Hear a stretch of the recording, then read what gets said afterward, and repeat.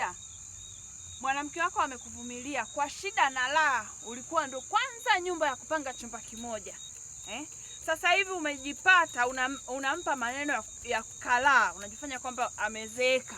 Amezeeka nini? Kilichomzeesha ni nini? Ukiweka huko chini akiwekeki. Sasa leo na kuonyesha kwamba ukipata hela usimdharau mtu ambaye amekuvumilia kwa shida. Mbona zamani ulikuwa umwambii kwamba unataka uoe mke wa pili, mke wa tatu, mke wa nne? Sasa hivi unataka umwambie eti kwamba nataka nioe mke wa nne, uwezo wangu unaruhusu. Mbona mwanzo wakati unakaa chumba kimoja ulikuwa uoe mke wa nne?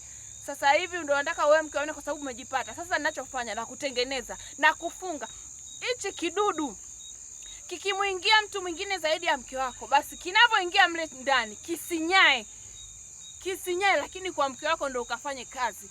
Utamsikiliza mke wako anachokisema kuanzia muda huu. Utampenda mke wako kila anachokisema kuanzia muda huu.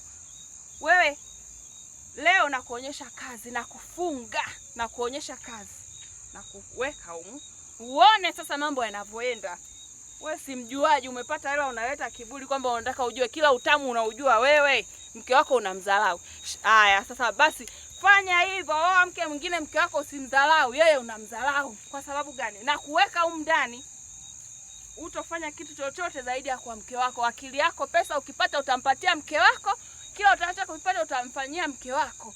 Wewe utamwaza akili yako mke wako. Umepata maendeleo, mnaongea na mke wako kila kitu. Pesa utampatia mke wako.